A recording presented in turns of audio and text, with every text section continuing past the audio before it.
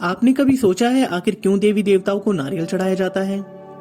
सनातन धर्म में पूजा के दौरान बहुत सारी चीजें भगवान को अर्पित की जाती हैं। उसमें से नारियल का अपना अलग ही महत्व है। कई अनुष्ठानों में तो नारियल के बगैर पूजा भी अधूरी मानी जाती है। इसके अलावा कोई नया या शुभ काम करने के दौरान भी नारियल फोड़ा जाता है। लेकिन आखिर धार्मिक कार्यों के दौरान नारियल इतना अहम क्यों माना जाता है?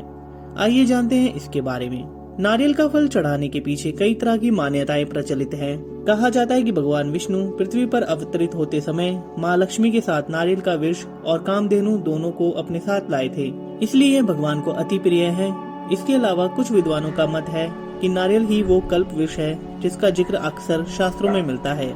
कल्प वृक्ष में ब्रह्मा, विष्णु और महेश का वास होता है, इसलिए इस वृक्ष का फल भगवान को अति प्रिय होता है और इसे चढ़ाने से भगवान प्रसन्न होते हैं। कुछ लोग नारियल पर बनी 3 आंखों को शिव जी के 3 नेत्र मानते हैं।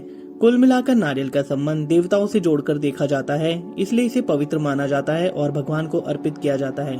दूसरी ओर हिंदू धर्म में कई तरह की परंपराएं पुरानी काल से ही चली आ रही हैं। इन्हीं में से एक परंपरा नरबलि की भी है।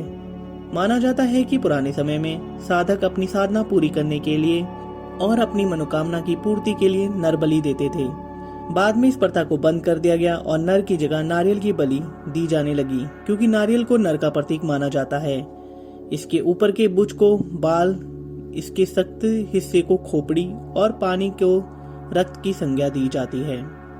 ये भी मान्यता है कि नारियल को मानव के रूप में विश्वामित्र ने तैयार किया था। एक बार वे इंद्र से रुष्ट हो गए और दूसरे स्वर्गलोक का निर्माण करने लगे। उसके बाद उनका मन बदल गया और वो दूसरी सृष्टि का निर्माण करने लगे। तब उन्होंने मानव के रूप में नारियल का निर्माण किया। इसलिए नारियल के खोल पर बाहर 2 आंखें और एक मुख की रचना होती है। ये सभी मान्यताएं पुरानी कथाओं पर आधारित हैं। ऐसी ही और जानकारी के लिए हमारे चैनल को सब्सक्राइब करें। आपका दिन शुभ हो।